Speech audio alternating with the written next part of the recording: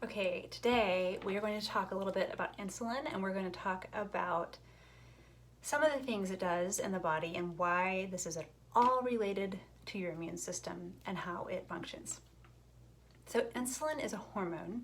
I like to think of it as the king of the hormones, and it does a lot. It does far more probably than you imagined, but I'm not going to cover absolutely everything today. We're just going to cover a couple of things. So we're going to simplify this so that it doesn't take way too long to talk about, and just for the sake of easier understanding. I like to think of insulin as one of the things that insulin does is that it is a distributor.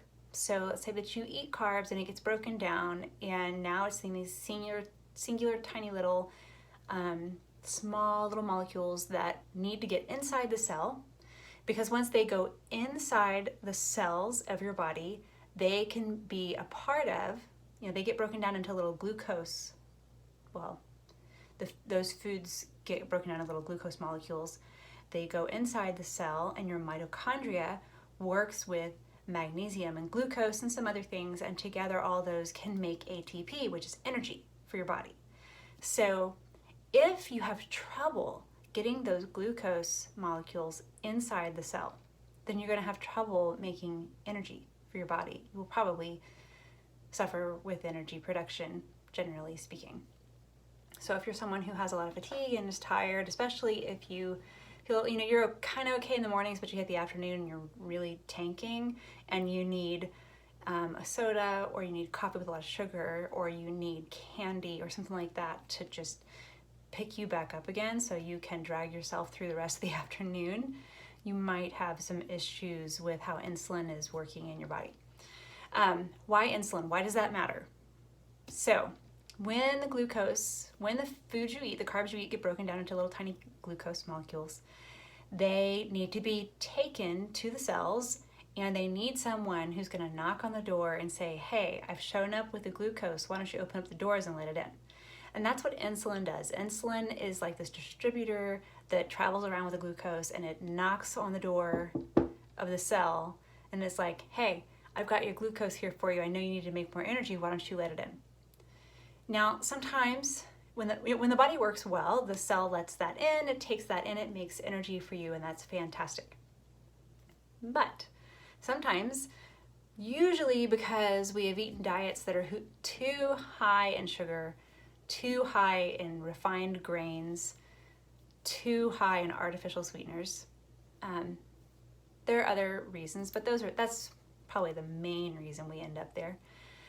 Sometimes our cells can get to a point where they're like, I don't really feel like opening up the door today. So thanks, but no thanks, not right now. So another way of describing that is to say your cells have grown resistant to insulin's signal. So insulin shows up knocking, and the cell's like, I don't think so. And so now you end up with large amounts of glucose building up in your bloodstream and not getting into the cells where you need them so that you can have energy.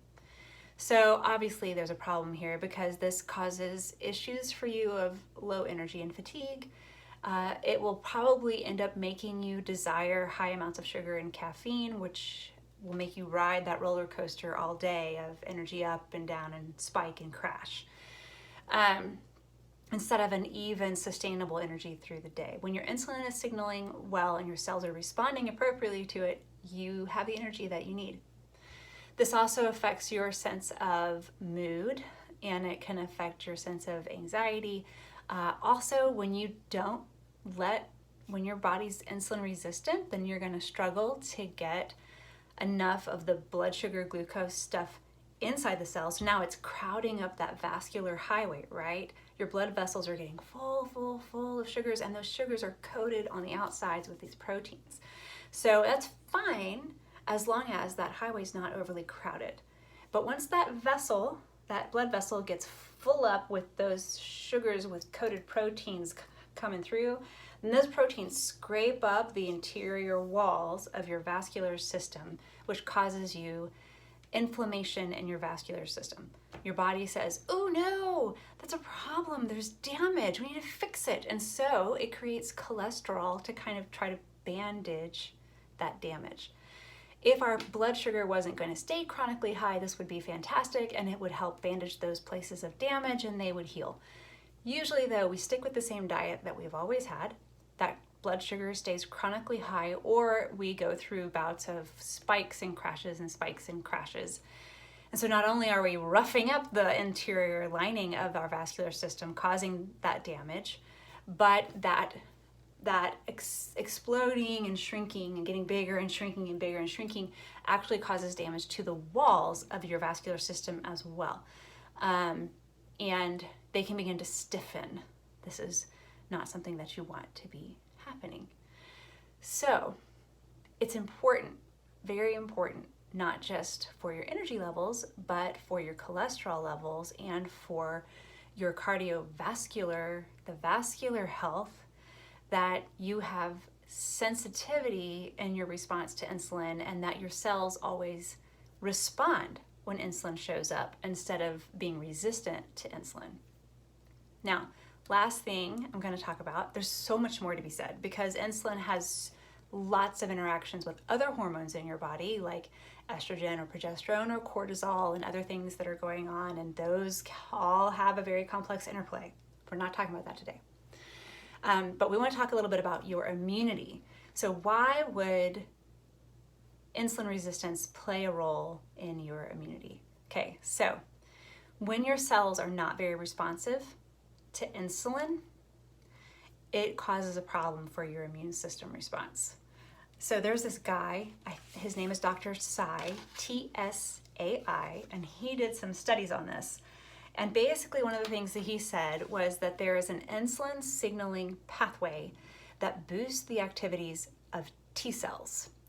And this permits them to quickly multiply and signal to the body, and this helps to activate the rest of the immune system. So there are other signals that the immune system gets telling it that, hey, you need to activate right now. There's an invader. But one of the things that you need in order for, like think of some kind of science fiction system where you've got multiple people with keys that need to turn on a system so that it can fully activate. And if you don't have everyone there, if you don't have everyone turning the keys at the same time, the system won't activate. Or if it does, it activates in a crippled, slow, way less effective kind of way. So how your insulin signals in the body and whether or not there is resistance to that insulin affects your immune system, because your insulin needs to be able to signal, because there is an insulin pathway for your immune system signaling to your T cells, hey, it's time to activate. Let's get chop, let's get moving. And you need to start replicating T cells, and you need to start spreading out and doing your work in the body and fighting this invader. So if you don't have your insulin signaling working well, then you're missing a key. You're missing one of the keys that you need to activate the system, so that the system will still respond and it will still fight the invaders, but it will do so more slowly and it will do so less effectively and less powerfully. This is one of the reasons why we see so many of the people that are having trouble with fighting off viruses, the coronavirus in particular is of interest right now, that they have an underlying issue of diabetes. Because if you have diabetes, you by definition have insulin resistance in your body, especially this talking about type 2 diabetes. And so your immune system is crippled and unable to respond fully to the invaders that you need to fight and kill.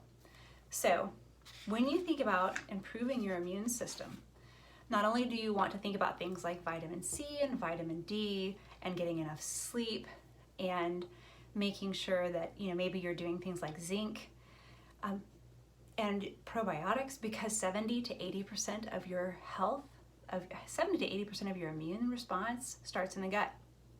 So working to improve your gut health is huge for improving your immunity, but so is improving your insulin sensitivity in your body.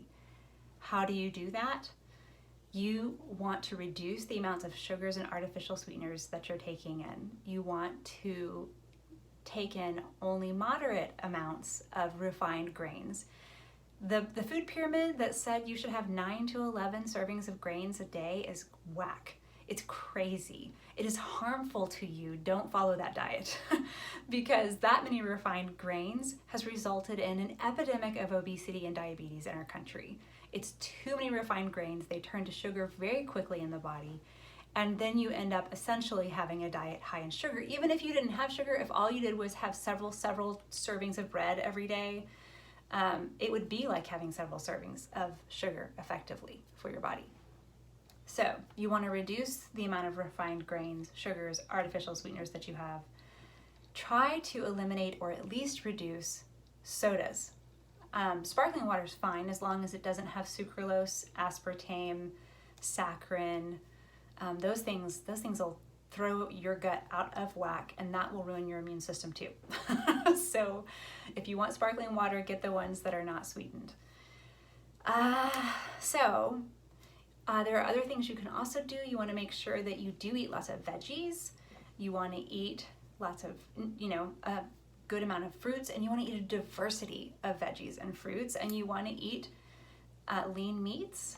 You want to use grass-fed butter because it's less inflammatory. You want to use coconut oil and avocado oil for your higher heat cooking. Olive oil is fantastic for your lower heat options. These are things that reduce inflammation in the body. These are things that help signals in your system to work correctly. And there are some supplements that you can take that can also help sensitize your cells to get them back on track with how they were designed to work anyways, but may have kind of fallen off where they're supposed to be. So chromium polynicotinate is a helpful supplement to take to help your cells say yes to insulin when it shows up instead of saying no. Alpha-lipoic acid and chlorogenic acid. Chlorogenic acid is isolated out of the green coffee bean. It's not caffeine. It's a different part of the coffee bean. It's a polyphenol that comes out of the coffee bean. So chromium, chlorogenic acid, alpha-lipoic acid, these things can help sensitize your muscle cells to take in more of the glucose that is in your body and to put less of it into fat for storage. It's important that you use your muscles though, so that you actually burn through and use that energy and you don't just let it sit, because energy that you let sit in your body, it goes into storage eventually.